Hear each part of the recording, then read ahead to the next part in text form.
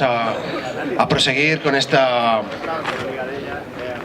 con el programa de la universidad, en esta nueva sesión de formación, también dedicada a cuestiones económicas. En este caso vamos a abordar, Miren Etxefarreta, la crisis del capitalismo español. Voy a presentar un poco a Miren. Miren Etxefarreta es profesora de Economía en la Universidad Autónoma de Barcelona. Yo la conozco de hace muchísimo tiempo, la verdad es que es un enorme placer estar aquí con ella, porque es una mujer que ha trabajado muy cerca de los movimientos sociales, que ha tratado de socializar el conocimiento, hacer que la construcción del conocimiento sobre una economía crítica tenga un impulso desde abajo, involucrando a alumnado, a nuevos profesores, a gente joven, a gente de movimientos sociales. Es animadora del Seminario de Economía Crítica Taifa, realmente una experiencia maravillosa de elaboración colectiva desde abajo de economía crítica, de difusión de una perspectiva crítica en economía, perspectiva marxista. Y también ha sido una de las animadoras, y bueno, yo la conozco fundamentalmente de haber compartido espacios en las jornadas de economía crítica, que también ha contribuido a construir un espacio dentro de la economía alternativa, a que otras voces tengan su lugar y sea posible que hoy día, pues después de mucho tiempo invertido por gente como ella, aparezcan personas que puedan también aportar desde esta óptica. Sin más, voy a dejar la palabra para que ella aborde esta cuestión de la crisis económica en el Estado español. Y bueno, pues muchas gracias, Miren, por estar con nosotros. Muchas gracias. Buenos días a todas y a todos. Y en primer lugar, daros las gracias por estar aquí a las 9:30 de la madrugada, después de que ayer, según mis noticias, no se acabaron las cosas demasiado pronto. Así que os agradezco doblemente que hayáis madrugado para venir a escucharme. Bueno, yo creo que es inevitable que tenga que repetir algunas cosas que muchas y muchos de vosotros sabéis, en el sentido de que todos los que estáis aquí pertenecéis deliberadamente y voluntariamente a un grupo que es puntero en la resistencia y en la lucha, y por lo tanto no es lo mismo que hablar a personas que no saben nada. Por lo tanto, desde ahora os pido excusas si hay repeticiones y si hay un poco de duplicidad con otros grupos, porque es muy difícil evitar esto cuando no son las mismas personas las que hacen los distintos talleres y las distintas ponencias. Empezaré por recordar algo que todos nosotros sabemos, en el sentido de que es necesario que enmarquemos lo que vamos a decir en la sociedad en la que estamos viviendo. Y esta sociedad en la que estamos viviendo es una sociedad capitalista que, repito, como todos sabemos, tiene como objetivo exclusivo, diría yo, tiene como objetivo exclusivo la obtención del beneficio para los dueños del capital. Y esto, que suena a eslogan, a lugar común, a cosa que todos sabemos, es sin embargo lo que está en la base de todo lo que tenemos que analizar y de todo lo que podemos hacer. Estamos en una situación en la que a nivel global, a nivel internacional, el capitalismo ha conseguido dominar el mundo entero. No de la misma manera, pero el capitalismo, que siempre ha sido internacional, el capitalismo nunca ha sido nacional, el capitalismo, que siempre ha sido internacional, ha conseguido ahora dominar ya la forma de hacer, la forma en que a él le interesa dominar el mundo entero. Y particularmente a partir de la crisis de los 70, pues esta dominación se ha intensificado, se ha reforzado, y estamos en una etapa de capitalismo profundo, diría yo, de capitalismo, no sé si senil o tardío, por utilizar expresiones o de Samir Amin o de Mandel, pero realmente estamos en una etapa de un capitalismo total y absolutamente internacionalizado. En los 70, en la crisis de los 70, con la caída de la tasa de beneficio, la nueva arquitectura financiera, los nuevos sistemas tecnológicos, particularmente las telecomunicaciones, y el triunfo del neoliberalismo dentro del ámbito del capitalismo, esto se reforzó fuertemente y nos encontramos ahora en una situación con unos países emergentes, que todos sabemos más o menos cuáles son. Yo voy a ir un poco deprisa y después, si es cuestión, en el coloquio volvemos sobre ello. Con unos países emergentes y en el contexto de una Europa, tanto la que está en la Unión Europea, que ahora ya es la mayoría, como los países que no están todavía en la Unión Europea, de una Europa en decadencia. Y es en este marco de un mundo totalmente internacionalizado, de un mundo donde el capitalismo reina ya dominante desde la desaparición de la Unión Soviética, quedando Cuba ahí y China, que nadie sabemos muy bien qué es, ¿eh? China es una gran incógnita, y lo de grande efectivamente, ¿no? Pero tampoco sabemos qué características tiene, y una Europa que está en decadencia, aunque no todos los países de Europa tienen el mismo grado de decadencia. Alemania no tiene la misma decadencia que tenemos nosotros, por ejemplo, pero nosotros siempre hemos sido decadentes, ¿eh? Y es aquí donde nos tenemos que situar. Cuando durante muchos años nos han dicho que España ya estaba formando parte de los países del primer mundo, de los países industrializados, que ya éramos ricos, Zapatero decía que íbamos a superar a Francia, que ya habíamos superado a Italia, que íbamos a superar a Francia, Aznar, no digamos, pues España va bien. Y yo creo que casi llegan a convencernos de que somos un país potente. Bueno, yo creo que esto es lo primero que tenemos que perder, la ilusión de que somos un país potente. Me parece que nosotros estamos en un rinconcito entre los de tercero o cuarto grado, por mucho que seamos la octava potencia industrial del mundo, que no lo somos, ¿eh? Pero situarnos un poco donde estamos en la realidad, que es un país muy débil, ¿eh? Luego comentaremos un poco más la capacidad productiva de este país. Y es a partir de ahí donde tenemos que empezar a reflexionar un poco sobre la crisis en el Estado español. Todos los que estamos aquí sabemos que en el capitalismo siempre hay crisis, que no es un problema puntual, ni es un problema que pasa casualmente, ni sin ninguna, sino que sabemos que el capitalismo tiene en su base, en su ADN, la generación de crisis, ¿eh? Y que estas han sido muy numerosas a través de la historia desde que el capitalismo se ha consolidado y van a seguir siendo. Es decir, mientras el capitalismo exista, las crisis van a seguir existiendo. Y lo que tenemos que hacer un poco es ver si podemos profundizar un poco en qué está pasando con la crisis actual. ¿Qué está pasando con una crisis que además en el Estado español está durando mucho más y en peores condiciones, con peores consecuencias que en otros muchos países? En bastantes países europeos ya hablan de la crisis como si estuvieran en una segunda crisis. Yo cuando les oigo siempre me hace gracia y digo, porque nosotros estamos en la primerísima y ahí estamos y de aquí no salimos, ¿no? Pero bueno, incluso los franceses hablan ya de la segunda, por no decir los holandeses o los austríacos, ¿no? Sabemos todos también que la crisis que estamos viviendo ahora tiene sus raíces en una crisis inmobiliaria y financiera que se produce en el mundo entero, ¿eh?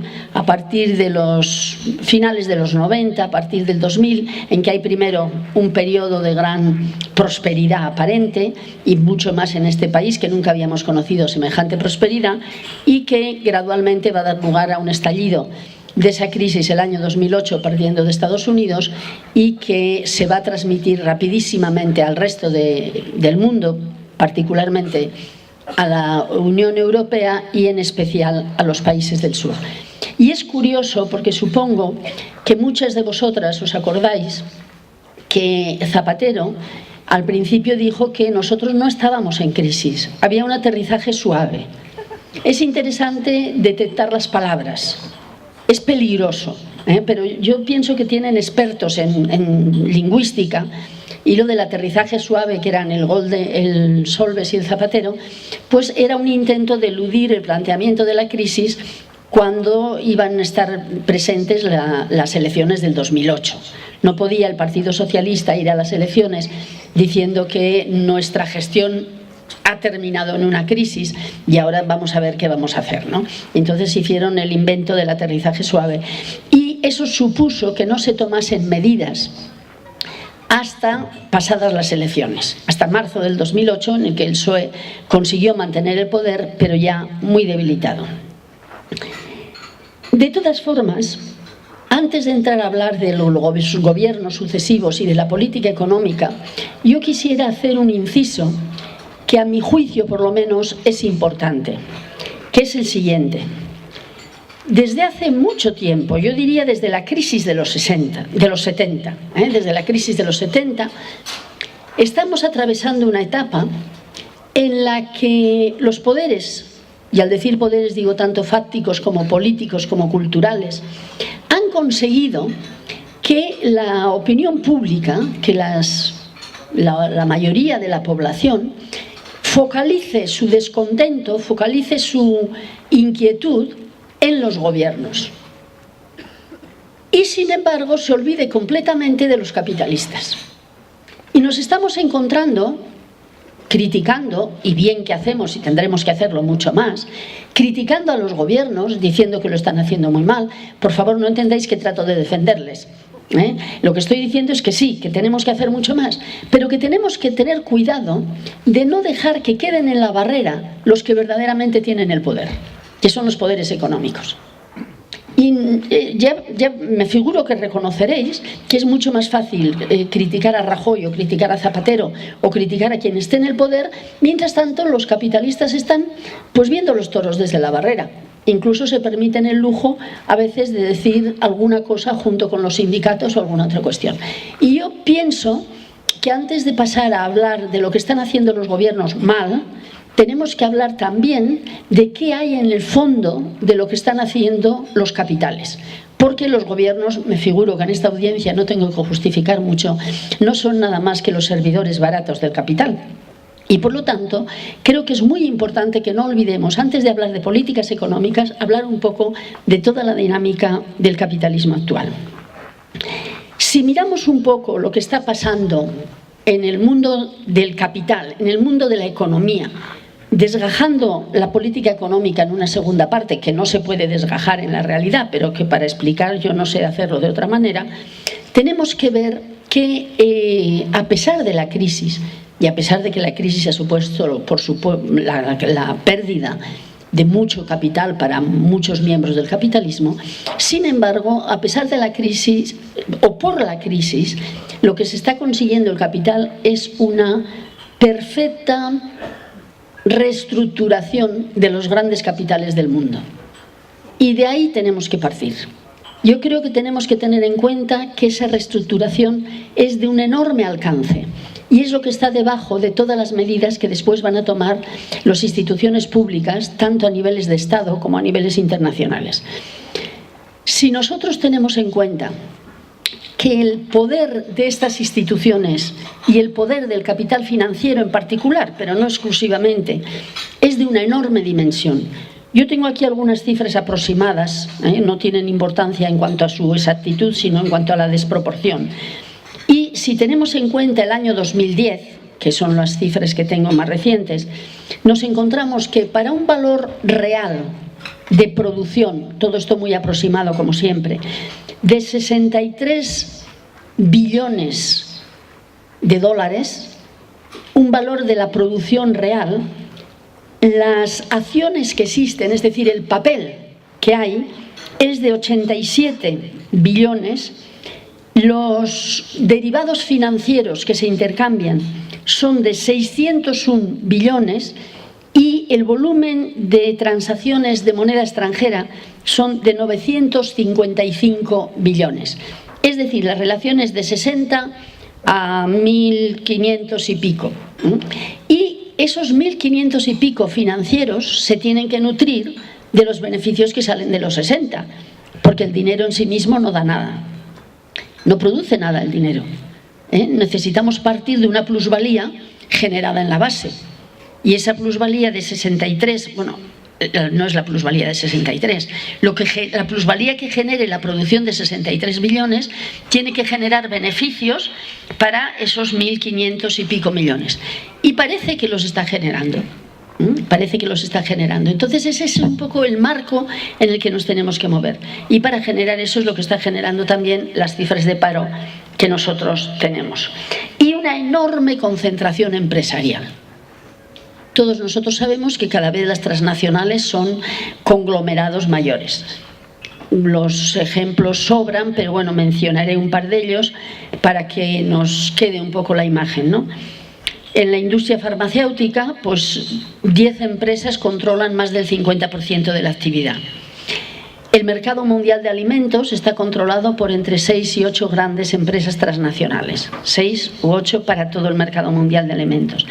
Y a nivel más curioso, hay 9 personas de distintos grandes bancos que se reúnen todos los miércoles en Manhattan y dominan los mercados de derivados financieros, que son unos 700 billones de dólares, 10 veces el PIB mundial. A mí, no sé, quizá por que soy mujer, me suele resultar curioso y digo, ¿y esas gentes que tienen tantísimo poder, qué comerán cuando se reúnan, ¿no? Supongo que la mayoría de ellos estarán a régimen, pero de todas formas es impresionante el poder de esta gente, ¿no? Y en el propio Estado español, como ha dicho Dani, yo trabajo en el colectivo Taifa y hicimos un pequeño trabajo que dentro de nuestros medios, que son muy limitados, lo que llegamos a calcular fácilmente fue que la economía del Estado español está en manos de 500 personas, no de 500 empresas, menos de 500 personas.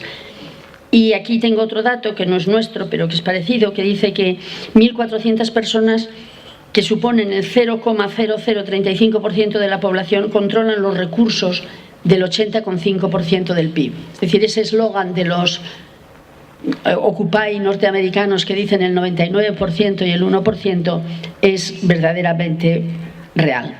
Es decir, las redes de poderes son enormes y esas redes de poderes son las que están generando toda la economía mundial y las que nos están llevando al puerto como ellos quieren.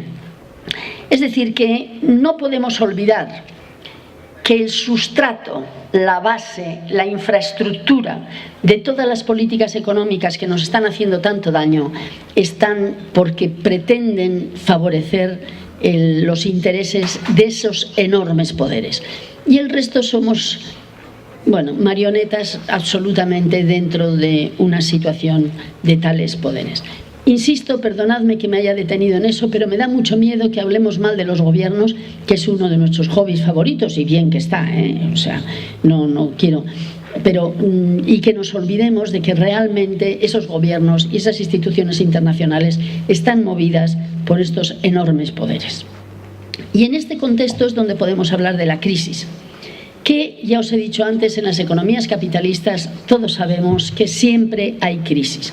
Desde los 1870, en el que el capitalismo de competencia se consolida, estamos teniendo recurrentemente crisis y cada vez son más frecuentes las crisis. El periodo de 1945 a 1975, en el siglo pasado, cuando pareció, o algunos llegaron a creer que se había aprendido a cómo manejar las crisis, pues fue una pura ilusión política o ilusión científica, si queréis, porque la crisis de los 70 vino a despertar a la realidad a todos los que pensaban que ya se habían controlado las crisis. Y en los años 2000, sobre todo a partir del 2007-2008, estamos todo el mundo sufriendo una crisis y en particular el Estado español está sufriendo fuertemente de esa crisis. Yo no voy a entrar ahora en cuáles son los elementos que generaron la crisis, porque entonces no acabaríamos y además me parece que ya ha pasado bastante tiempo como para que la mayoría de vosotras sepáis por dónde viene la crisis. Solamente recordar que es una crisis inmobiliaria y financiera, pero no solo inmobiliaria y financiera. No nos podemos olvidar que en esta crisis es extremadamente importante la debilidad del sistema productivo del país. Luego volveré sobre este tema, pero no es una crisis financiera. Es una crisis financiera y de incapacidad del sistema productivo de este país, que durante muchos años han ignorado la necesidad de despejar y de mejorar el sistema productivo. Es decir, es una combinación de un sistema financiero desbordado completamente con un sistema productivo retrasado, abandonado y viviendo prácticamente de las rentas del sistema financiero. Y por lo tanto, cuando pensemos hacia dónde habría que ir, no se puede ignorar que ese sistema financiero no es lo único que hay que tocar, sino que es mucho más importante la parte productiva, que comentaremos después. Esta crisis, como todos sabemos, condujo en todos los países, y particularmente en el nuestro, a unos intentos de salvación por parte de los gobiernos. Y aquí es donde entro en la segunda faceta. Es decir, la primera faceta es qué pasa con el capital privado, la segunda faceta es cuál es el papel del gobierno, cuál es el papel de las instituciones públicas. Porque a cuenta de la crisis, los estados y los bancos centrales han proporcionado enormes cantidades de ayuda particularmente a los sistemas financieros y también a algunas grandes empresas. Supongo que en esta audiencia no necesito llamar la atención al tema de que los estados no son estados neutrales benefactores de las clases populares, sino que los estados son unos estados de clase. Y que esos estados de clase tienen como principal función, insisto, como principal función, apoyar la función de acumulación de capital de los capitales privados. Y es lo que están haciendo, y lo están haciendo muy bien. Cuando dicen, no, es que esto no funciona, sí que está funcionando. Para los objetivos de verdad de ellos está funcionando espléndidamente. Es para nuestros objetivos para los que no funciona, pero es que no son los mismos. Entonces, partiendo de la base de que el Estado es una institución de clase que tiene como objetivo el apoyar la acumulación, aunque también tenga que hacer sus signos a la legitimación. Pero fijaros que cuando acude a la legitimación, es decir, cuando nos tiene que convencer a nosotros de que lo que está pasando está bien y de que, por lo tanto, lo que hay que hacer es reproducir este sistema tal como existe, lo que está recurriendo enormemente es a la excusa de la crisis. La crisis no es solo una excusa, es real. Pero se está utilizando repetidamente por parte de los estados, de todos, y del nuestro en particular, como diciendo, no, el capitalismo es un sistema que funciona muy bien. Es un sistema gran productor de mercancías, gran productor de beneficios, gran productor de puestos de trabajo. Lo que pasa es que de vez en cuando hay una crisis. Y entonces, claro, ahora la crisis está impidiendo a que ese capitalismo funcione bien. Y esto es muy importante porque esto ha calado profundamente en todos nosotros y en toda nuestra opinión pública. Incluso hay gente de muy buena voluntad que dice, no, claro, hay que apretarse el cinturón porque estamos en crisis, ¿no? Y que dice, tenemos que aumentar el trabajo voluntario, tenemos que aumentar, incluso se permiten decir aumentar la solidaridad, que no es lo que están diciendo. Y entonces, ¿por qué estamos en crisis? Es decir, la legitimación de estos estados no es ya una legitimación de decir os permitiremos que viváis mejor que en el socialismo. Los que somos suficientemente mayores nos acordamos perfectamente que en los años 60 lo que nos decían era no, el capitalismo claro que tiene fallos, pero permite la riqueza de mucha más gente y permite que la gente vivamos mucho mejor que los socialistas. Mirad cómo viven de mal en Rusia, por no mencionar ya luego en los 70 Cuba, ¿no? Entonces fijaros lo mal que viven. Ahora esto ya no lo pueden decir tan fuerte porque no estamos mejorando tanto. Quizá estamos viviendo mejor que otros, pero no estamos mejorando tanto. Pero entonces dicen, no, es la crisis. Es la crisis y entonces la legitimación pasa de una legitimación económica a una legitimación mucho más ideológica, una legitimación mucho más manipulada. Y cuando no funciona ni la una ni la otra, se pasa a la represión claramente. Y lo que nos estamos encontrando es en etapas en que la legitimación está cediendo más y más espacios a la represión. No solo en el Estado español, por supuesto en el Estado español, con nuestra policía y en autonomías como la catalana, con nuestros Mossos de Escuadra, la represión se está intensificando fortísimamente. Pero en el mundo entero, yo creo que todas estas instancias de que se ha descubierto algo que que mucha gente sospechaba ya, y es que Estados Unidos estaba espiando al mundo entero y que los otros espiaban a los otros y que los otros espiaban a los otros y que hay los drones, esos aviones que cualquier día pasarán por un lado y se equivocarán y se caerán y nos harán polvo a todos. Bueno, pues realmente lo que está claro es que la represión está aumentando a medida que disminuye la capacidad del capitalismo de generar bienestar para la población. Porque el capitalismo actual tiene grandes dificultades para poder generar ese bienestar para la población. Pero yo quisiera llamar la atención en este punto a un aspecto que muchas veces se nos olvida. Antes he hablado de la internacionalización del capitalismo.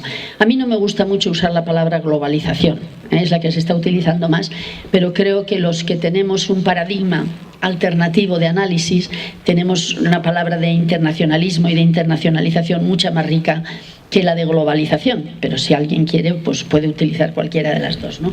Pero realmente, en este paradigma de globalización, lo que no se comenta mucho, me parece a mí por lo menos, es que al mismo tiempo que el Estado nacional fue necesario para estimular el capitalismo en los estados nacionales, lo que se están creando ahora son instituciones públicas internacionales de gran magnitud, de gran poder y de gran peso.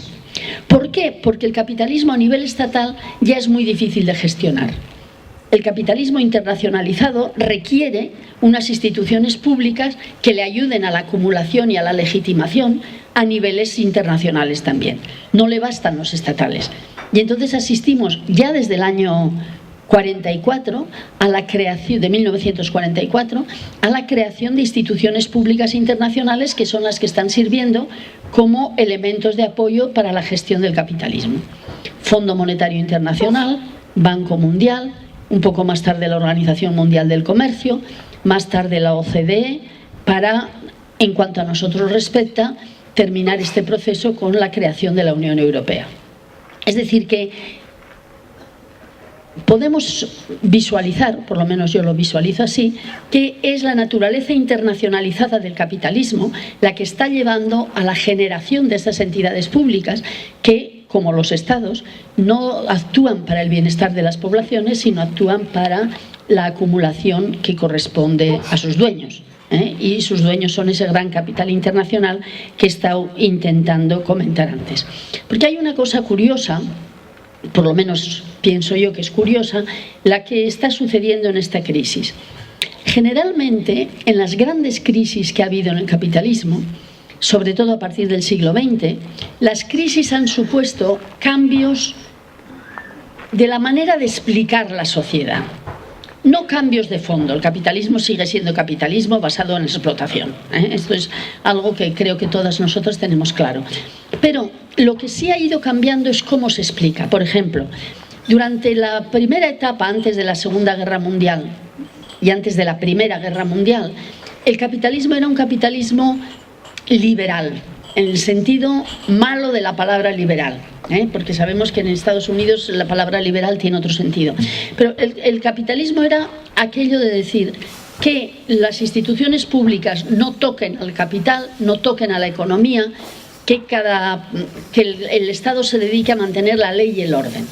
Y esto fue así hasta la crisis de 1929. Con la crisis de 1929 hubo un cambio importante en la manera de explicar la economía. Todos nosotros creo que habremos oído hablar de Keynes, que explicó la economía de otra manera y explicó que el capitalismo tenía que salvarse, no nos olvidemos, Keynes no era ningún revolucionario, que el capitalismo tenía que salvarse sobre la base de la actuación del sector público, de la actuación del sector público nacional. Es decir, la crisis supuso un cambio en la manera de plantear la política económica. En la crisis de los 70 pasó algo parecido, en el sentido de que la crisis de los 70 supuso una pérdida del keynesianismo y una ampliación de aquella economía neoliberal que se había producido a principios de siglo, que se convirtió en lo que hoy conocemos como política económica neoliberal.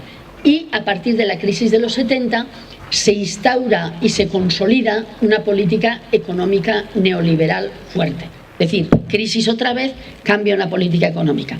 Sin embargo, con la crisis del 2008, esto no está pasando. Ha habido una crisis profunda, está habiendo una crisis profunda, y no ha habido ningún cambio en el pensamiento económico dominante. Y esto lo menciono porque me parece que denota el poder del pensamiento económico dominante. A pesar de que se pasaron 40 años diciendo de los años 70, pero los estados están siendo requeridos para un enorme apoyo del sector público. Es decir, que están diciendo el sector público no tendría que participar en la economía, pero como estamos en crisis, ahora que nos ayude. Seguramente muchas de vosotras os acordáis del Díaz Merchant, que era el presidente de la COE, y que al día siguiente de iniciarse la crisis en este país dijo que el Estado nos ayude mientras duren los problemas. Un hombre que había pasado 40 años diciendo que el Estado no tenía que ocuparse de la economía. Y siguen diciendo que el Estado les ayude. Pero no cambia el pensamiento económico. Y esto lo digo para la gente joven, por ejemplo, que pueda estudiar económicas. El neoliberalismo se ha consolidado, ha profundizado, y ahora estamos en una situación en que las medidas base del neoliberalismo, solo las voy a mencionar: la liberalización comercial y financiera, la desregulación de la economía, la privatización y la austeridad en el mercado laboral, se están potenciando como nunca, pero a la vez están potenciando la ayuda directa del Estado al poder financiero. Es decir, estamos en una especie de híbrido, en el peor de los mundos, para apoyo del capital financiero y apoyo también del gran capital internacional. Es decir, que la crisis en este país ha afectado de lleno no solo al capital financiero, esto lo sabemos todos, sino también al capital real. Y pienso que es muy importante darnos cuenta de esta faceta, la he mencionado antes también, en el sentido de que los años de la burbuja, aquellos años en los que España iba bien, que he mencionado antes también, no hubo en este país una clase empresarial, dentro del propio capitalismo, una clase empresarial que fuera capaz de mejorar nuestra capacidad productiva. Y esto yo creo que es algo que tenemos que pedirles cuentas a los propios empresarios. Ya sé que todos los que estamos aquí preferiríamos que no hubiera empresarios y que no hubiera capitalismo, pero dentro del contexto en el que nos estamos moviendo, yo creo que hay que tener bien claro que son una calamidad como empresarios, que son un desastre como empresarios, y que todo el dinero que ganaron, lo único que hicieron fue aumentar más y más la burbuja inmobiliaria, endeudarse más y más para poder seguir con la burbuja inmobiliaria y olvidarse completamente de todos los aspectos productivos que podían suponer una mejora en la capacidad del país. Quizá la única excepción en este contexto, aunque me sabe mal que sea así, por el carácter de derechas que tiene su gobierno, es el País Vasco. El PNV ha tenido siempre muy claro que lo que tenía que hacer era reforzar la capacidad productiva de Euskadi, y la verdad es que la ha reforzado por lo menos mucho más que el resto de las comunidades autónomas, mucho más que Cataluña, por ejemplo, que en ese contexto yo creo que ha entrado en una órbita de un capitalismo comercial y financiero que le está llevando, me parece, que al desastre. Es decir, que realmente uno de los problemas importantes de este país es el desastre de nuestro empresariado. El desastre de nuestro empresariado, que no tiene 2 metros de dimensión para ver el futuro, y de lo que se dedica es a ganar dinero rápidamente, y ganó dinero rápidamente a través de la burbuja inmobiliaria y de aumentar más y más la capacidad de especulación, tanto con los terrenos como con la corrupción, como con la construcción de viviendas. Y ignorando totalmente, por otra parte, todos nuestros problemas de desequilibrios externos. Ahora hablaré de la deuda, y al hablar muy brevemente de la deuda, porque ya sé que hay un taller en el que hablaréis de la deuda más adelante, pero para hablar de la deuda se tiene que hablar no solamente de la deuda pública, sino se tiene que hablar de la deuda privada. Y un elemento muy importante de la deuda privada es la deuda de las grandes empresas importadoras de este país y de los bancos que se endeudaron en el exterior. Quizá vale la pena que empecemos a hablar un poco de la deuda. Con la crisis del 2007, ya os he dicho que todos los empresarios del mundo, y los empresarios nuestros, aunque sean peores, en eso siguen la línea, le piden al Estado que les apoye. y el Estado les apoya. Y el Estado apoya muy fuertemente. Yo distinguiría 3 etapas, 2 o 3 etapas. Bueno, eso es una manera que yo establezco lo que ha pasado en los últimos años para poder explicarlo con un poquito más de orden. No quiere decir que tiene ningún mérito especial esas etapas, ¿no? Pero yo veo que hay una primera etapa, que era del año 2007 al año 2009, en el que Zapatero todavía hablaba de que el gasto social no se puede disminuir, hablaba del aterrizaje suave, hablaba de que no podremos perder los beneficios sociales. Y tenía, por lo menos retóricamente, la voluntad de enfrentar la crisis. Y del año 2007 al año 2009, en este país se tomaron una serie de medidas bastante importantes, todas ellas para beneficiar al capital. En Taifa, nosotros, lo digo por si a alguien le puede interesar, es mi cuña publicitaria, hicimos un informe sobre ese periodo al que le llamamos el periodo del rescate de los poderosos, porque todas las medidas que nosotros estudiamos, en cuanto rascabas un poco se veía que eran medidas para ayudar principalísimamente al capital financiero y un poco a las grandes empresas productoras, sobre todo de automóviles y de la química, pero en absoluto para ayudar a la población en general. En ese periodo, el tipo de ayudas que se hizo, ¿os acordáis? Aquel famoso plan E, que llenó los municipios españoles de letreros. Digo yo que los puestos de trabajo que generaron serían seguramente los de la fábrica que producía los letreros, que además serían, como corresponde, temporales, porque en cuanto se acabó el plan E se acabó toda la posibilidad, ¿no? Pero entonces hubo una serie de planes que realmente parecía que querían enfrentar la crisis. Planes que, analizándolos, eran un desastre, eran un tipo de planes mal hechos, mal organizados. Parecía que cualquiera que pasara por la Moncloa y conseguía hacer un poco de presión le daban un plancito para que se lo llevara a casa. Pero dentro de todo había esta voluntad de decir, bueno, vamos a ver si conseguimos resolver el tema de la crisis. Ese fue el primer periodo, del periodo 2007 al periodo 2009. Pero durante ese periodo el problema fue que aumentó mucho la deuda de este país, que ya era muy alta, pero era muy alta la deuda privada. Y una cosa que merece la pena repetir, aunque sea un poco repetitivo, es que la deuda de este país, hasta ahora, la deuda pública, no ha sido un problema. La deuda de este país pública, hace muchos años, no es un problema. El problema de este país es la deuda privada. Lo comentaré en un segundo. Porque esa deuda privada está hecha porque esos empresarios que he mencionado antes se dedicaron a importar todo tipo de bienes, porque el neoliberalismo habla de la libertad de comercio. Entonces hay que importar todo tipo de bienes. Y acabamos con una deuda que se llama por cuenta corriente, es decir, porque las importaciones de bienes y servicios son mucho mayores que las exportaciones. Teníamos la deuda mayor del mundo. Ahí estábamos los primeros en la liga. Incluso en porcentaje éramos los primeros y en valores absolutos éramos los segundos después de Estados Unidos. Es decir, las empresas españolas han estado importando bienes y servicios completamente a lo loco. Completamente a lo loco. Y exportamos poco, porque no somos un país con una gran capacidad exportadora. Esa deuda estaba ahí, y estaba ahí antes de la crisis. Y una de las cosas que también habría que pedir responsabilidad a los gobiernos de aquella época es por qué demonios durante todos los años, desde el 2000 hasta el 2008, ni una sola palabra se dijo contra ese tipo de deuda. Todo era la liberalización de las fronteras. Y como el estar en el euro permitía que pidiéramos créditos al exterior para pagar ese dinero y nos daban los créditos, seguíamos teniendo una deuda enorme pagada a crédito por las empresas. Esa deuda aumentó enormemente durante la burbuja inmobiliaria porque los bancos se endeudaron también con el exterior.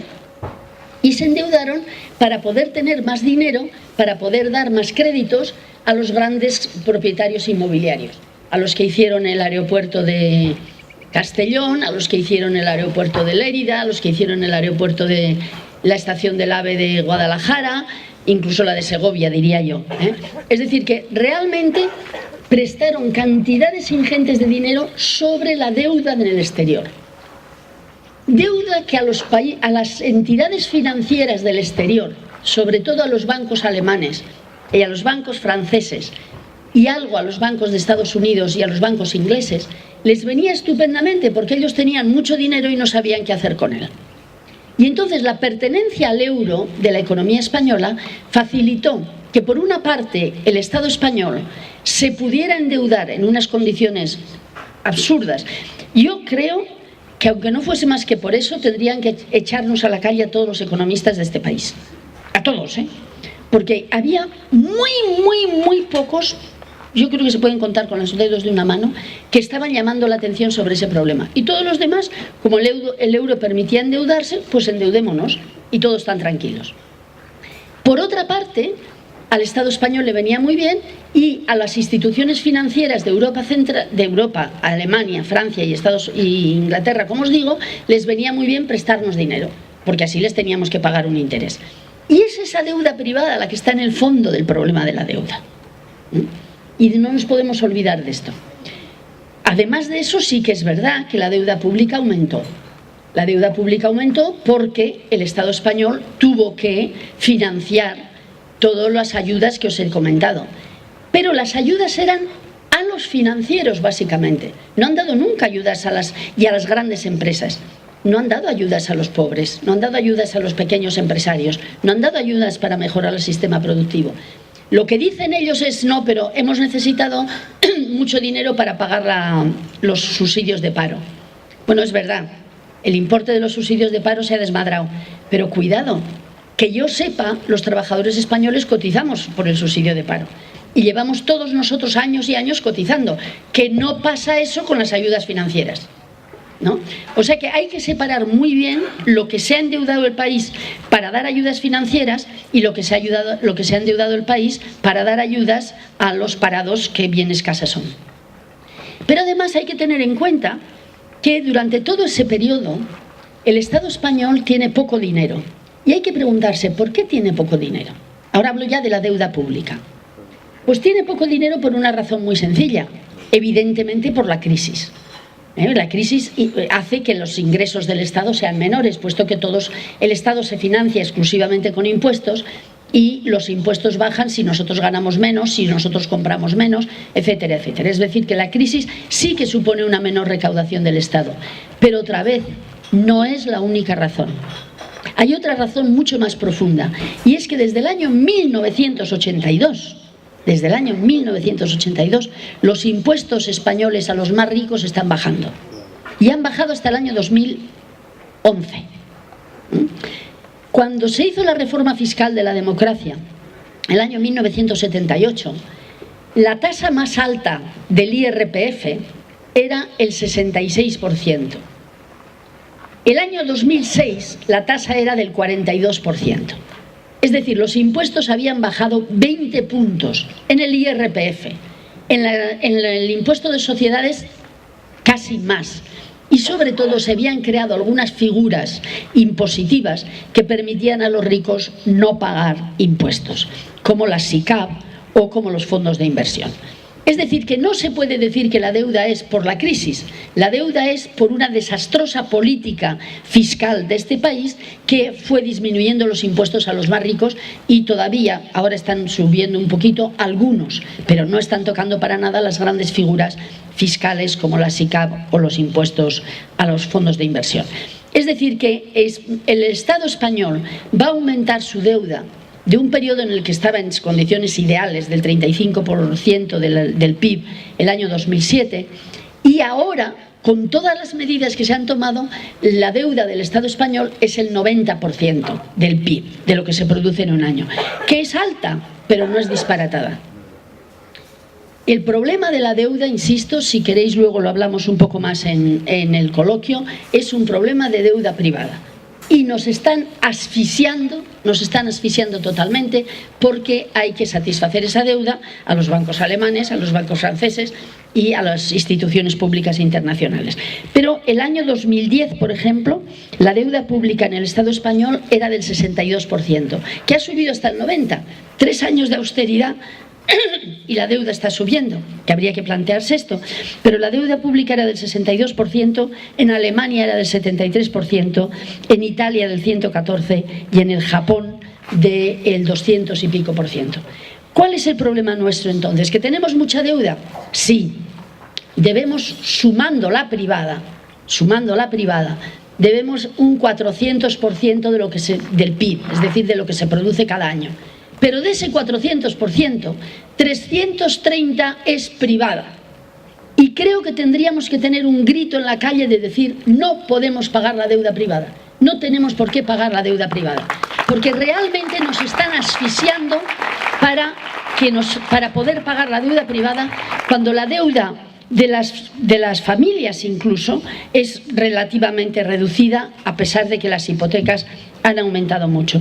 Pero nos están engañando, y claro, ¿por qué? Porque en el capitalismo hay una serie de mecanismos por los cuales la deuda privada se convierte en pública, a través de avales, a través de acuerdos internacionales, a través de acuerdos bancarios, convierten en pública la deuda privada. Pero nuestra deuda grave, la deuda difícil de resolver, es privada, y por lo tanto nuestros problemas son porque tenemos que pagar las deudas del señor Botín y del señor Sáez, del BBVA o del Sabadell o de CaixaBank, que es la única que ha conseguido quedarse con las cajas de ahorros, y realmente no es un problema de deuda pública.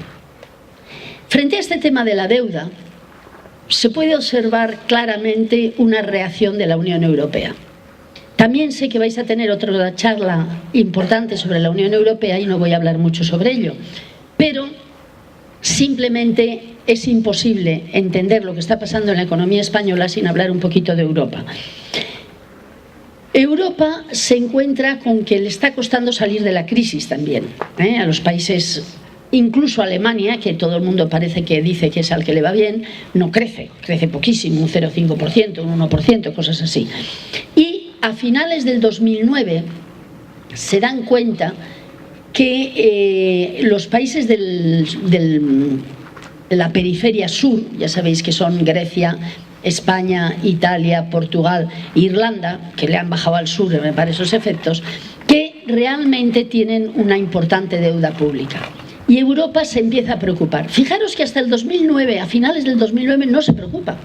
Europa, tanto en la crisis de los 70 como en la crisis del 2010, del 2008, tuvo una posición muy ambigua.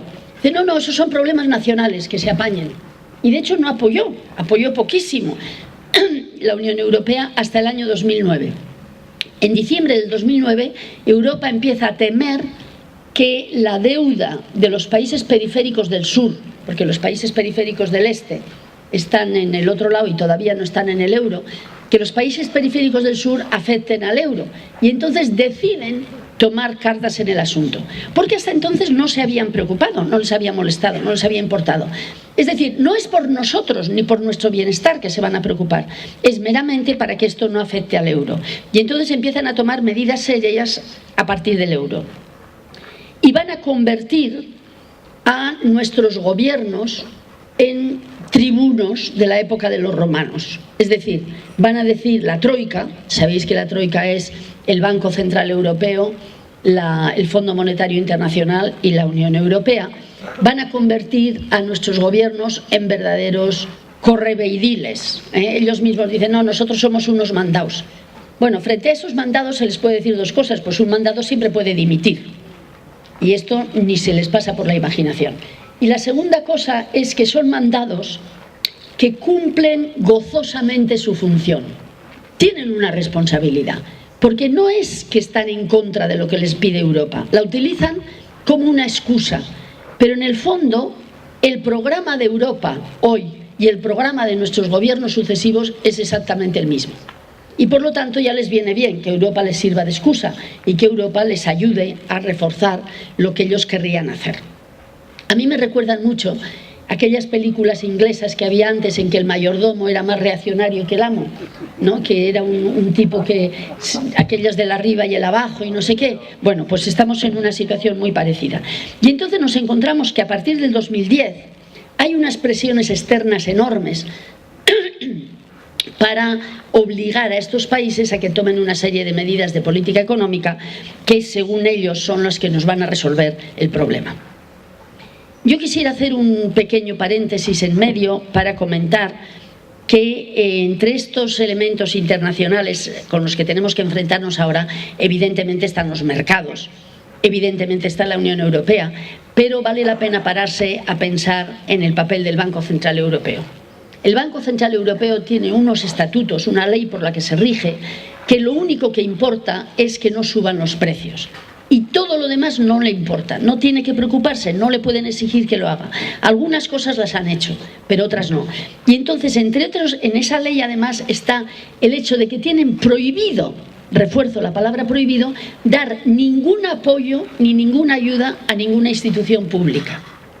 Es decir, el Banco Central Europeo, que tendría que ser el banco de los países de la Unión Europea, no puede ayudar a ningún gobierno directamente, ni siquiera al Fondo Monetario Internacional. Y lo que está haciendo, lo está haciendo por emergencia imperiosísima, siempre a través de la banca comercial. Es decir, que el Banco Central Europeo ha estado ayudando a la banca española y a la banca italiana y a la banca griega, prestándoles dinero a los bancos comerciales para que esos bancos comerciales compren deuda pública de estos países. Con lo cual, ya os podéis imaginar que los bancos comerciales no han hecho eso de gratis et amores, sino que han hecho eso con unos fantásticos beneficios para su capital privado. Es decir, que el estatuto, la ley que rige el Banco Central Europeo es el máximo, diríamos, del neoliberalismo que está actuando ahora a nivel de no poder ayudar a los estados. Y yo creo que sería una de las primeras cosas que habría que exigir que desapareciera. A partir del año 2010, entonces, nos encontramos con una situación en la que la Unión Europea y el Banco Central Europeo van a proporcionar una serie de ayudas a los países endeudados para que paguen su deuda.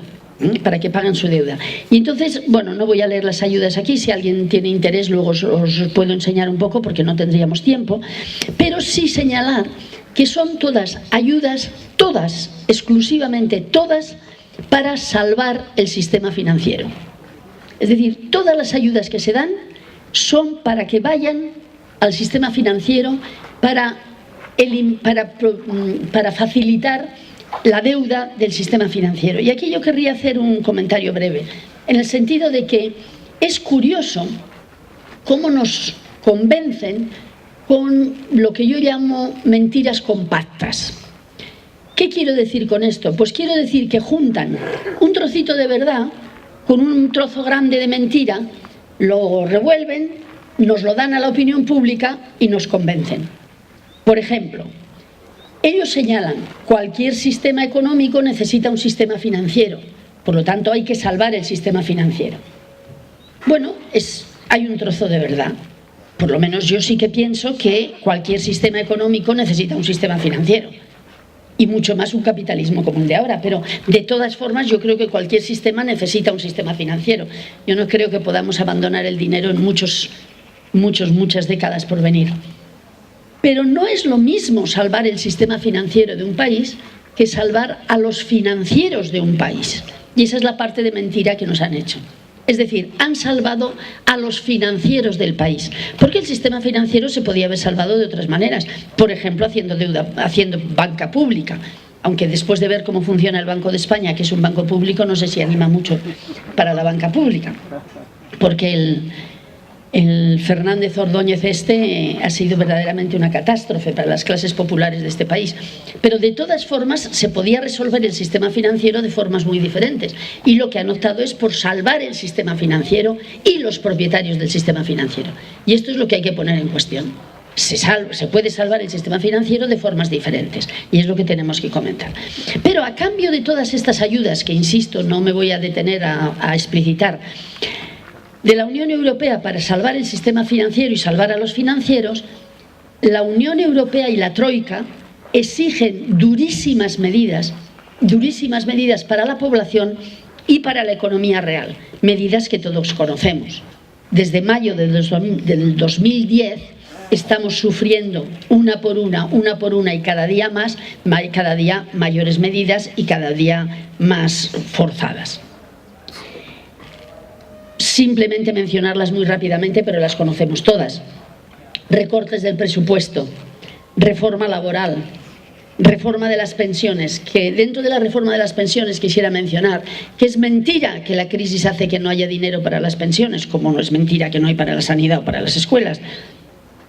Pero particularmente para las pensiones, el tema de las pensiones en el Estado español se empezó a suscitar el año 1988, mucho antes de la crisis del 2007.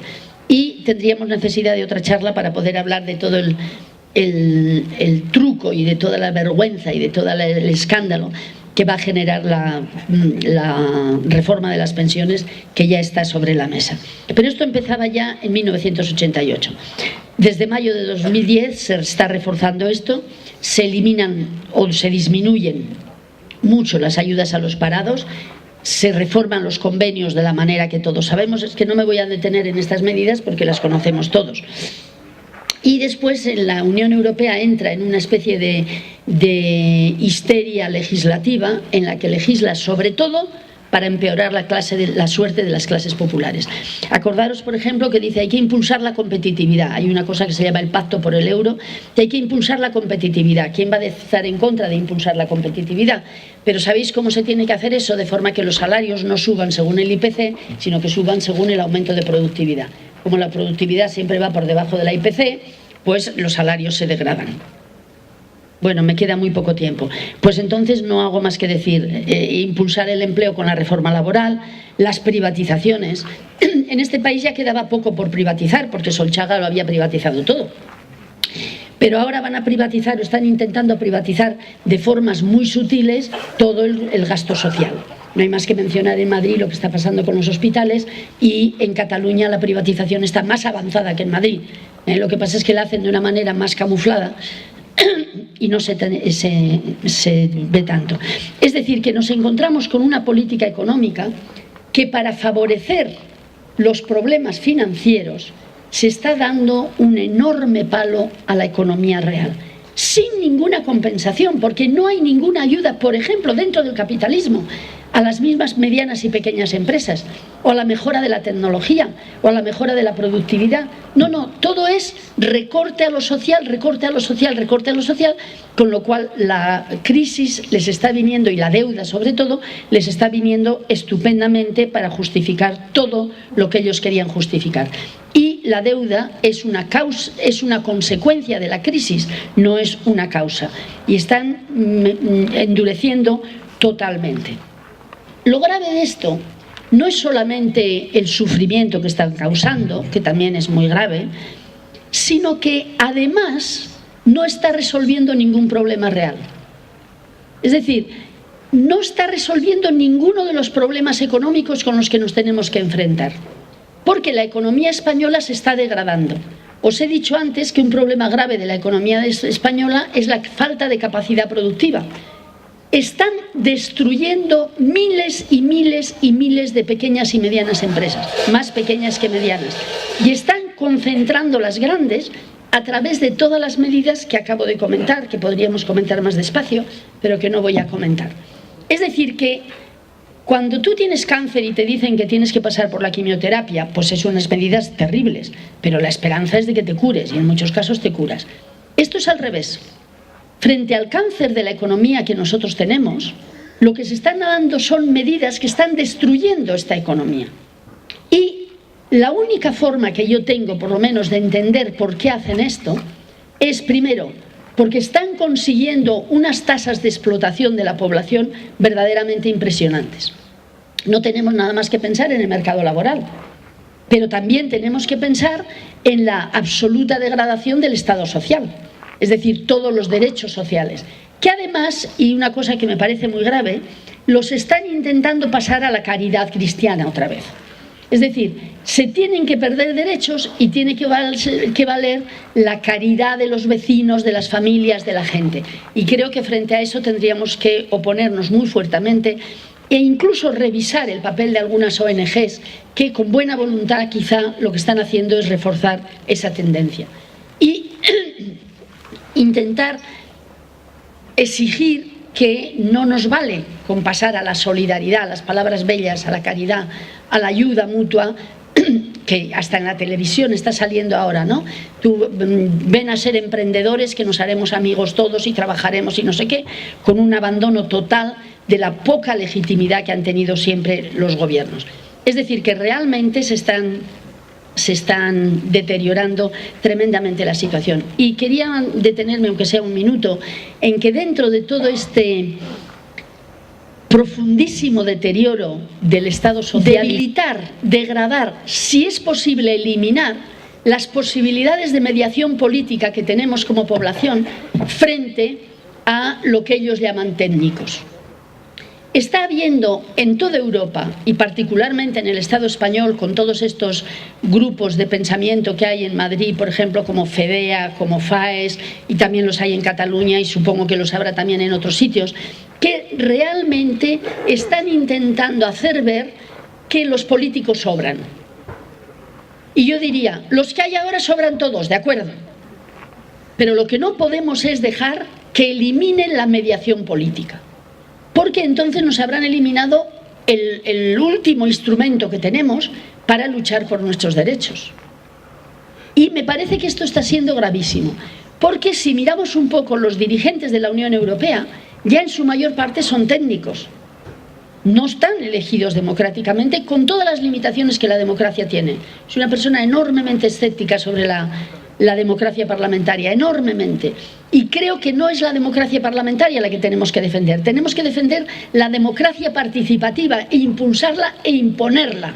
Pero que lo que no podemos hacer es degradar la democracia. Y esto estamos viéndolo todos los días, que verdaderamente cada vez que sale Rajoy o podría salir cualquier otro político,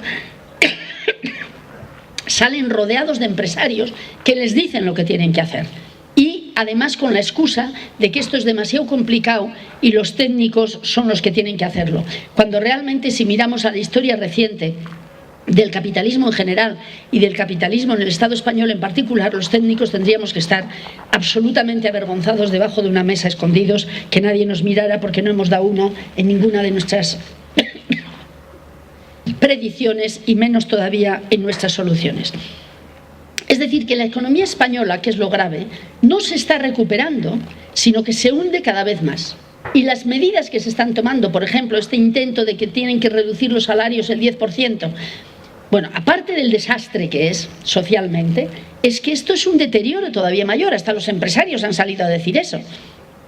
Es decir, que realmente el paso de lo que piden los empresarios, de los programas de los trabajadores fijos a trabajadores temporales, todo lo que están pidiendo, no están pidiendo para nada para resolver el problema económico, por duras medidas que fueran, sino que lo están deteriorando, en lo laboral, en lo social y en lo político.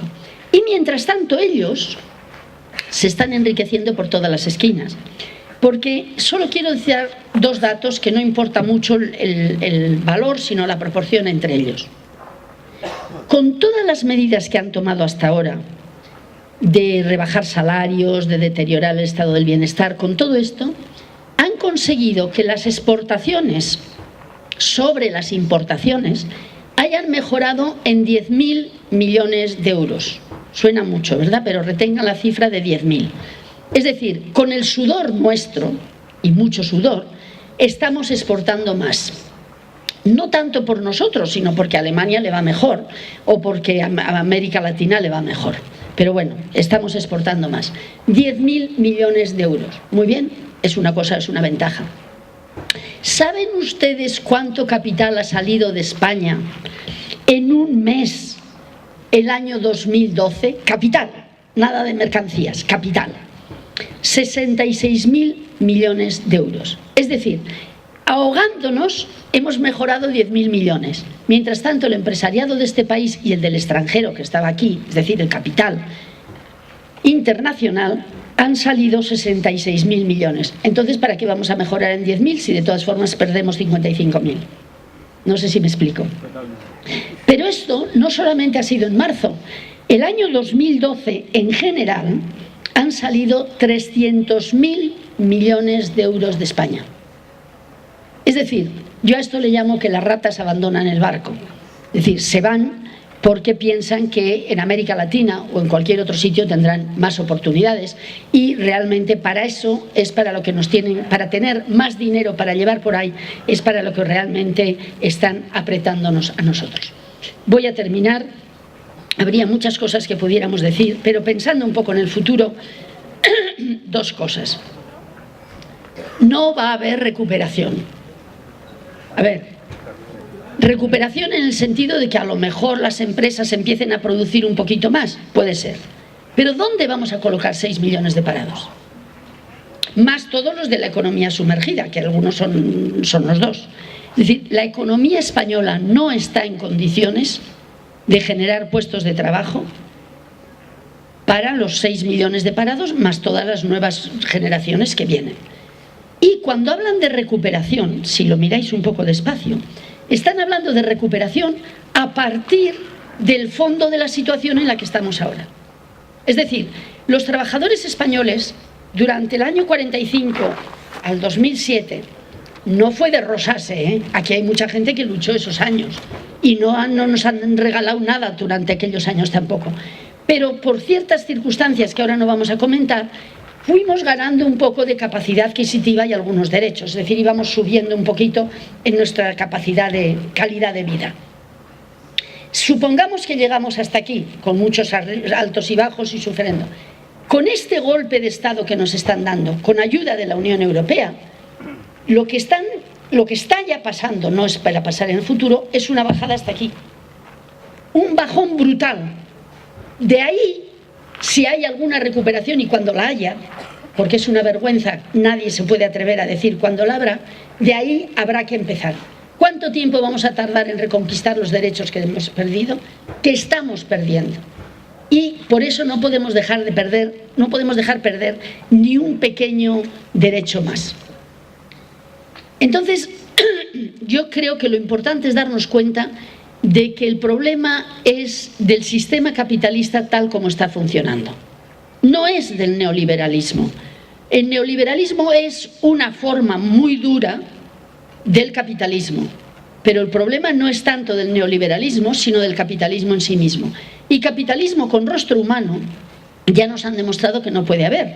Porque cuando subió un poquito, que parecía que tenía rostro humano, se han tomado una serie de medidas que han hecho que vuelvan a nosotros a los años 60, en el mejor de los casos, y quizá podamos volver a situaciones todavía peores. El otro día una persona me decía, yo empecé a fregar cacharros en una casa cuando tenía 10 años. Mis hijos ahora han ido a la universidad y han empezado a trabajar. ¿Serán mis nietos los que tengan que volver a fregar?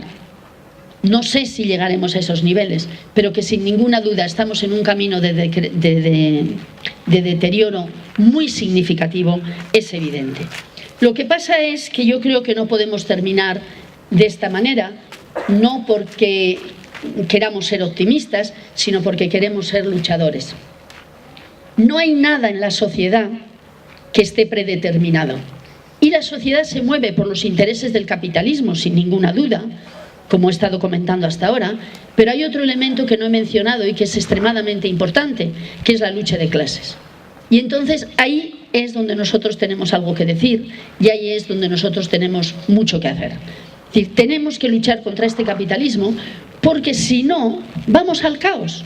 Es que no es que podamos, no es que sea una opción de decir queremos o no queremos luchar contra el capitalismo. No nos queda más remedio que luchar y destruir este capitalismo, que llevará tiempo, no es una cosa que se conseguirá en 15 días. Pero esta lucha que nosotros, los que estamos aquí, ya llevamos muchos años que la hemos empezado, la tenemos que intensificar, tenemos que ampliarla, tenemos que reforzarla, porque si no, no nos podemos olvidar de aquella frase de Rosa de Luxemburgo que decía: o el socialismo, entendido en su sentido de verdad, no en los partidos socialistas que hoy conocemos, o el socialismo o el caos. O luchamos o el caos. Muchas gracias.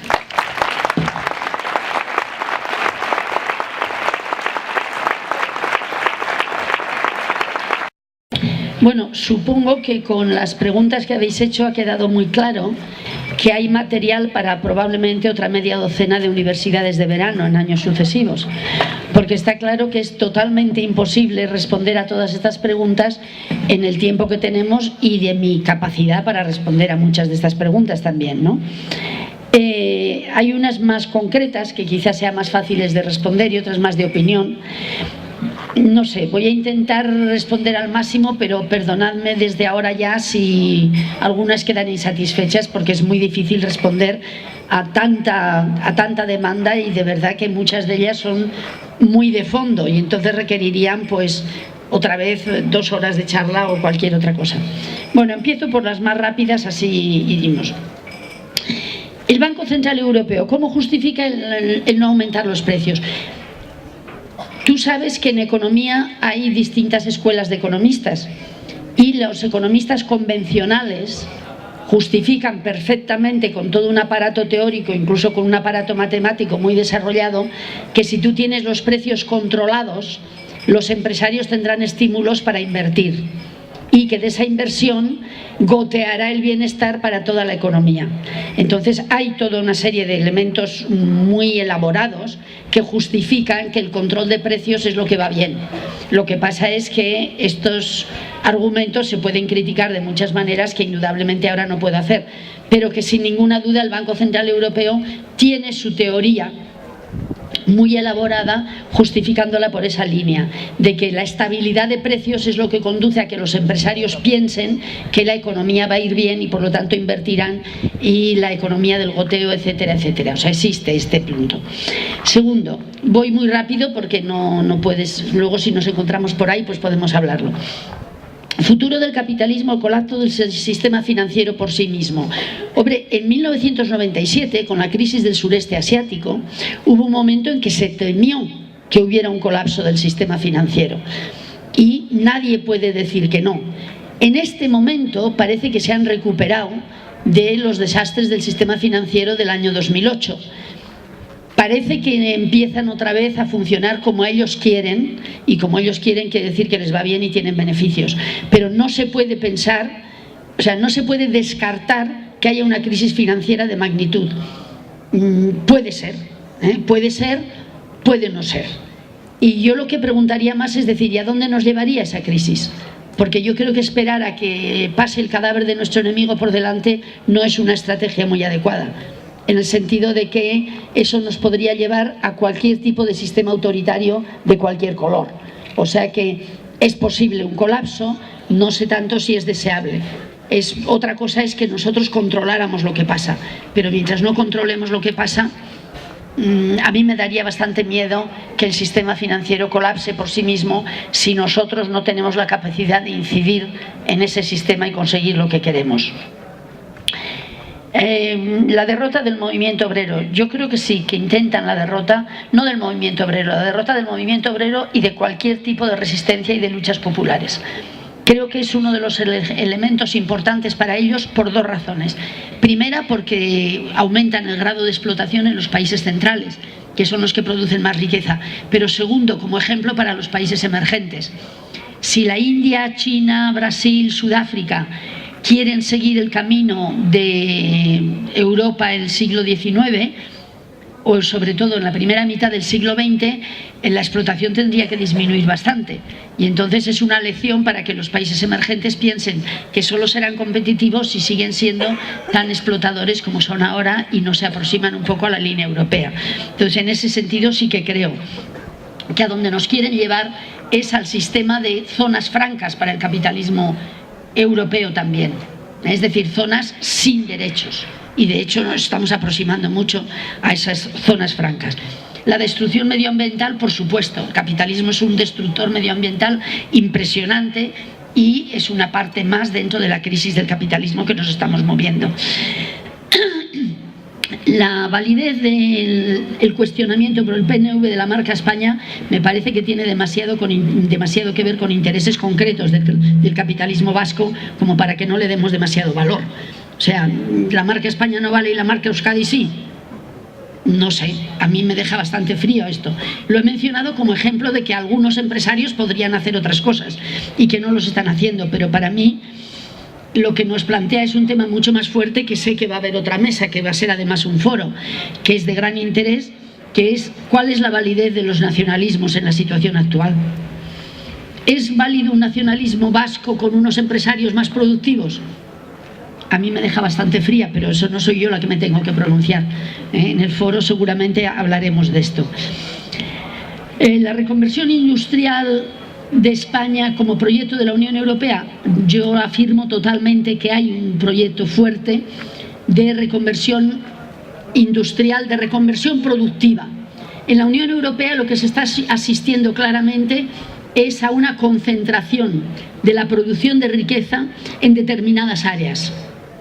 Hay una cosa que era anterior a la crisis, que era lo que se llama la blue banana, el plátano azul, que viene desde el sureste de Inglaterra, coge toda Alemania, Holanda, una parte de Bélgica, coge incluso una parte del norte de Italia, que es realmente donde ya se estaba concentrando la actividad productiva. Y el resto están latinoamericanizando Europa. Y la verdad es que no les importa mucho. Es un desierto, el resto mira como en América Latina, ya comeremos y beberemos lo que podamos de mala manera. Y yo creo que sí, que les está ayudando esta crisis para ese tipo de concentración. Nosotros tenemos un proyecto en Taifa de hacer pronto un informe sobre Europa. Espero que haya algo sobre esto que les espere, pero tardaremos en hacerlo. El lenguaje. Bueno, los capitalistas buenos y malos. Los capitalistas son todos hermanos y hermanos bien avenidos. Y además es casi imposible separar quiénes son los financieros de los industriales. El capital tiene un objetivo que es el beneficio y unos lo consiguen de una manera y otros de otra. Esa especie de buenos y malos yo creo que es una escapatoria por la gente que cree que es posible un socialismo con rostro humano y que si tenemos muchos capitalistas productivos el goteo irá mejor. A lo mejor tengamos un poquitito más de empleo, pero habría que preguntarse en qué condiciones se va a dar ese empleo. Perdón. Precisar los nombres de las personas que están detrás de los mercados. Sí y no. A ver si me explico. Es verdad que si supiéramos que son 9 personas, voy a decir algo que fuera de órbita. Pues si todo lo que supone hacer una revolución es liquidar a 9 personas, no sería difícil, ¿no? Después de todo son los accidentes de tráfico de un fin de semana. No creo que es la línea por la que tendríamos que ir. Creo que lo que tenemos que percibir es mucho más que es todo un sistema, indudablemente con esas 9 personas, pero todo un sistema el que ha generado una situación de explotación de la población. A mí hay una película que tuvo mucha fama, un vídeo, que era el Inside Job, ¿os acordáis? Pues a mí no me gustó mucho, y no me gustó mucho por eso, porque hacía ver que había los financieros malos. Para mí no son los financieros malos, los financieros están haciendo su trabajo dentro del capitalismo, y es el capitalismo el que les lleva a hacer ese tipo de trabajo. Y entonces me parece que nos tenemos que dar cuenta que si quitáramos a esos 9 se pondrían otros 9, y que lo importante es el sistema. Indudablemente no vamos a defender a las personas porque son responsables, no quiero con eso decir que no importa el sistema, pero que el problema es mucho más grave de sistema que de personas. Y no hay más que ver que cuando algunas personas que en un momento determinado fueron quizá muy progresistas, han llegado a situaciones de poder, pues no se han destacado tanto por pensar de otra manera. Y tirando piedras en mi propio tejado, pero consciente de lo que digo, diría, aquellas personas que dicen, no, es que si las mujeres gobernaran el mundo sería diferente, yo digo, pues mirad las que están gobernando y veríais que en el poder las mujeres y los hombres me parece que tenemos las mismas deficiencias. Por eso yo no me atrevo a decir que no sea bueno el escrache a las personas, yo estoy por el escrache y defenderé el escrache, pero teniendo muy claro que no son las personas las que importan, sino es todo un sistema, y que es ese sistema el que tenemos que atacar. Y después, una pregunta verdaderamente de gran alcance en la que yo no me voy a pronunciar, puedo pronunciarme a nivel personal. El matrimonio y divorcio entre movimientos y partidos. Bueno, yo creo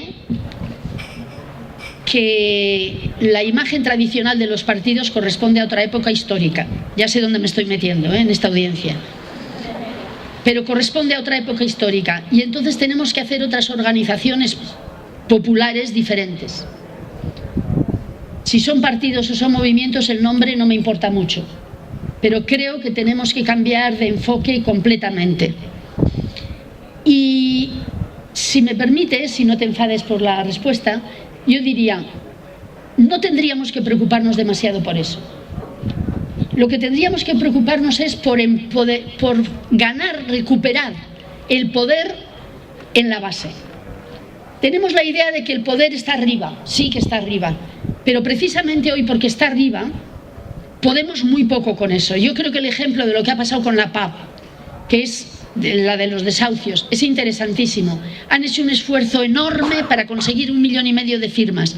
Van al Parlamento y el Parlamento les dice butifarra. Y pasa una ley mucho peor todavía. Entonces yo creo que a nivel de instituciones políticas hay muy poco, en el inmediato futuro, muy poco que esperar. Creo que tenemos que esperar de la base y que tenemos que trabajar para que tengamos poder en la base. En unos casos se puede llamar partidos revolucionarios, bienvenidos. En otros casos movimientos sociales, bienvenidos. Pero luchemos a pie de obra. Luchemos a pie de obra. Y cuando consigamos crecer, consolidarnos, reforzarnos a pie de obra, ya discutiremos cómo nos vamos a llamar, si vamos a ir a las instituciones, si no vamos a ir. Pero en este momento yo creo que el mayor esfuerzo que tenemos que hacer es por conseguir que las bases, que las bases populares tengamos fuerza. Nosotros en Taifa, aprovecho para hacer publicidad, el mes de septiembre vamos a publicar un informe que está en la web www.seminaritaifa.org sobre alternativas, reflexionando sobre las alternativas. No proponemos ninguna alternativa, pero proponemos precisamente que lo importante es luchar desde abajo, enriquecernos desde abajo y luego ya discutiremos si vamos juntos o vamos separados. Pero lo importante es que crezcamos allá donde estemos. ¿Qué vía y qué estrategias? Yo creo que esa pregunta desborda completamente lo que podamos hacer hoy. Lo siento, no voy a continuar. Para mí, la vía y la estrategia es la que acabo de deciros. Trabajar muy duramente por reforzarnos desde abajo, y la vía y las estrategias de más arriba, cuando tengamos poder ya lo discutiremos. A mí a veces me hace gracia que estamos discutiendo sobre la nacionalización de la banca, sobre la tasa Tobin. No está mal, pero bueno, unas discusiones tremendas sobre el control del capital financiero. Y resulta que no tenemos poder ni para conseguir que nos dejen el centro cívico hasta la hora que nos hace falta. Entonces realmente, a ver, no nos ilusionemos. Allá arriba no podemos llegar. Empecemos por potenciarnos abajo y entonces ya discutiremos todas las otras vías y estrategias, que además existen muchísimas. El incremento de la deuda colonizando a las empresas en América Latina. Bueno, saben ustedes que hay la plataforma contra la deuda y las deudas ilegítimas y las deudas legítimas. Yo no tengo datos, no sé, pero que hay deudas ilegítimas está claro. Y que nos estén empobreciendo a nosotros de semejante manera mientras defienden a Repsol porque le han nacionalizado, pues demuestra las incoherencias del capitalismo, ¿no? Pero es así. Entonces, es precisamente a los compañeros que están trabajando los temas de deuda los que, al hablar de deuda ilegítima, están haciendo un buen trabajo de decir no hay por qué pagar estas deudas o las otras deudas. Yo diría, en las condiciones españolas de ahora no hay por qué pagar ninguna. Yo creo que además es que no vamos a poder pagarlas, o sea que es una tontería que digamos que vamos a poder pagarlas. Entonces creo que lo que hay que decir es, bueno, hay una deuda aquí que aún de la deuda pública nos podríamos sentir responsables, pero de la deuda privada en absoluto, ¿no? Y entonces yo les animaría a los que les tengan este tipo de preocupaciones a que trabajen con los compañeros de la deuda. Crisis de las pensiones, de esto sí que me gustaría hablar, pero no tenemos tiempo. Todo lo de la crisis de las pensiones es una magnífica excusa para ampliar para ampliar el negocio del capital financiero. Así de claro. ¿No hay dinero? Bueno, piensen ustedes que no hay dinero cuando realmente están dándose dinero abundantísimo para el capital financiero. Gracias, sí, ya tengo, pero es crónico. Bueno, entonces, realmente les invito a ustedes a que estén muy alerta del tema de las pensiones, porque es el siguiente golpe duro que viene. Aprovecho también para decirles que en Taifa, a primeros de septiembre, vamos a hacer un pequeño dossier sobre las mentiras en el tema de las pensiones y vamos a ponerlo a disposición de todo el mundo en la red. Espero que ustedes aprovechen para hacer una campaña que yo creo que tendríamos que hacer una campaña. Esto es mi opinión personal. Creo que tendríamos que hacer una campaña del tipo que han hecho las de los desahucios y creo que tendría que decirse: las pensiones no se tocan y si se tocan no se vota. En el sentido de decir, no votaremos a ningún partido que toque las pensiones. Pero lo único que les señalo es que dentro de 15 días, 20, tendremos ese informe y que es un golpe brutal en toda la población española, porque primero a los que van a ser pensionistas les rebajan por lo menos un 20% las pensiones y a los que ya somos pensionistas en 10 años nos van a rebajar más que eso todavía. Entonces ese es un ámbito de lucha, lo mismo que el de la sanidad, lo mismo que el de la educación, lo mismo que el de tantas otras cosas, pero ya que lo han mencionado me parece de extrema importancia. Lo cerramos, pero hay una pregunta que es, los gobiernos no son tan marionetas como parece. Es verdad, es verdad. Yo he hecho el punto de decir, hoy en día quieren eliminar la política porque quieren ponerse ellos, y de hecho se han puesto. Si tú miras lo que pasa en la Unión Europea y miras lo que pasa en el gobierno español, cada vez son más los técnicos. Están intentando, y ya he dicho que son mayordomos gozosos. O sea que... Y además están aprovechando para hacer cosas que no les exigen desde Bruselas. Por ejemplo, la ley del aborto no les exigen en Bruselas y están haciendo la ley del aborto. La ley de costas no les han exigido en Bruselas y están haciendo la ley de... O sea, muchos cortes no les exigen desde Bruselas. Entonces sí que hay esta combinación. Pero de todas formas, dentro de esta combinación yo sigo pensando que los que mandan son los del capital y los otros son los servidores. Eso no quiere decir que cuando el capital pueda no ponga sus gentes directamente, pero para legitimar parece que queda mejor que no sea tan directo, pero bueno, tenemos el Guindos y tenemos tantos otros que estoy de acuerdo contigo. ¿Son las instituciones las que pueden frenar todo lo que está pasando? Ya me he pronunciado. Yo soy muy escéptica respecto a las instituciones. El poder absorbe, y el poder absorbe mucho. Yo diría, trabajemos primero a nivel de base, que es el que tenemos cerca. No me atrevo a decir no trabajemos a nivel institucional, pero ¿cuánto esfuerzo hacía falta para tener un diputado? ¿Y para qué sirve un diputado cuando está 1 o 2 o 3? Yo creo que o presionamos desde fuera con mucha fuerza, con mucha más fuerza de la que tenemos ahora, claro, lo que pasa es que ahora no tenemos fuerza, o si no, las instituciones sirven de muy poco. Ese es mi análisis actual. Creo que las instituciones actuales están completamente absorbidas por el capitalismo. O luchamos desde fuera o entrar a las instituciones. Si no tenemos ese respaldo fuera, en cualquier caso va a tener bastante poco sentido. Bueno, lo dejamos aquí si os parece. Gracias.